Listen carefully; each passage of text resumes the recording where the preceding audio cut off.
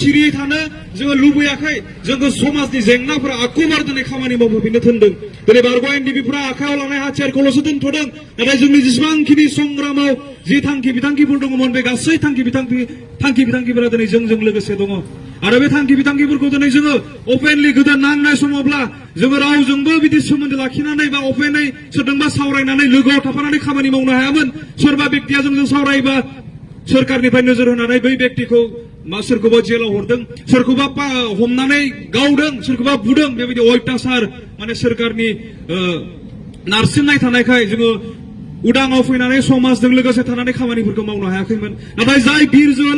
जोहोलावजोफोरा दिनै मुंख्लं जाबाय हारिनि थाखाय गावनि बेसेन गोसा जिउखौ बावलांबाय बिथांमोननि जि सिमां बे सिमाङा दिनै थोंजोङै बुङोब्ला बर'फ्रा जाहाथे जों बुहुमनि बिखायाव बर' बायदि थांना थानो हायो बिनि सार्थजों बिथांमोना गावसोरनि बेसेन गोसा जिबनखौ आरो थैखौ नोंनि आंनि थाखाय बावनानै गालांखाबाय अब्ला दिनै जों गोथां थानायफोरा एसेल' बिबान लानांगौ बिथांमोननि जिउ बावनाया जाहाथे जों ओरैनो थांगारा बे सार्थजों दिनै जों खामानि मावनो हानांगौ दिनै जाब्राङा गावनि जिउ बावदों बैथिया गावनि बेसेन गोसा जिउखौ बावदों जे जोंनि उन्दै उन्दै गथ'फोरा गान्जा फाग्ला जानानै थैजोबथों दासथों थैजोबथों होननानै बिथांमोना गावनि जिबनखौ दान खालामाखै मानि थाखाय बिथांमोना जिउ बावदों मानि थाखाय बिथांमोना मुंख्लं जाहाथे जोंनि उन्दै उन्दै गथ'फोरा डक्टर जानानै फैयो जोंनि उन्दै उन्दै फरायसाफोरा इन्जिनियार जानानै फैयो जोंनि समाजखौ मोजाङै दैदेननो हायो बेबायदि थांखि बिथांखिजों जोंनि मुंख्लंफोरा गावनि बेसेन गोसा थै जिउखौ हारिनि थाखाय बावसोमनानै गालांबाय बे मोनसे गोथां जारिमिन जोंनि गेजेराव बेवहाय बे मुंख्लंफोरा दिनै जोंखौ सिरियै जिरायना थानो थिनाखै समनि थुननायाव दिनै जोङो गुबुन गुबुन महर लादोंब्लाबो दिनै बारग' एनडिपिफोरा जानजि खाफ्रानानै समाजारि जेंनानि सायाव खामानि मावनो जोंहा आवगायदों आरो जोंहा फोथायनाय दङ जोंनि बे जेंनानि सायाव जिहेतु दिनै जोङो खामानि मावनो नागिरदों बेयाव समाजनि 100% सापर्टखौ दिनै जों मोनगोन जों जेब्ला बे थांखिफोरखौ लानानै जोंनि समाजनि दैदेनगिरिफोरजों जों जेब्ला सावरायदों ओरैबायदि मोनसे थुलुंगाखांनाय जोंखौ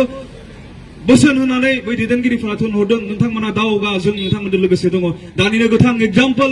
खासिबारि इउथ क्लाबनि जेनेरेल सेक्रेटारिया जोंनि गेजेराव फोरमायनानै होदों नोंथांमोननि जि मोनसे बाख्नायथाव हाबाफारि बेयाव जों नोंथांमोनजों लोगोसे दङ थिग बेबायदिनो सारा बर'फ्रा दिनै सारा जोंनि समाजा दिनै बे जोंनि थांखिनि सायाव खामानि मावनायाव जोंजों लोगोसे दङ बेखौ जों फोथायदों आरो जोङो फैबाय थानाय समफोराव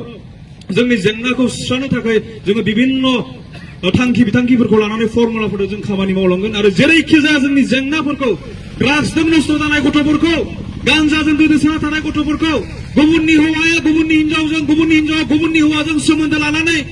मोजां मोनसे बर' न'खरखौ दिनै नस्थ' जानायखौ जोङो जेरैखि जाया हमथागोन आरो बे हमथानाय हाबाफारिया बारग' एनडिपिल' नङा सारा जेसेबांखिनि बर'फोर दङ जों गासै बेक्तिफोरखौ लाफानानै खामानि मावलांगोन होननानै बारग' एनडिपिफोरा दिनैनि तारिखाव जोङो रोखायै फोरमायदों बेवहाय आसा फारिदों उननि जे हाबाफारिफोर जोङो लाबावगोन बे हाबाफारिफोरखौ दिनै रावबो राजखान्थियारि बिजोंजों नायाजासे गावनि माबा मोनसे सार्थनि बिजोंजों नायाजासे जोंनि बे हाबाफारियाव बयखौबो जोङो बाहागो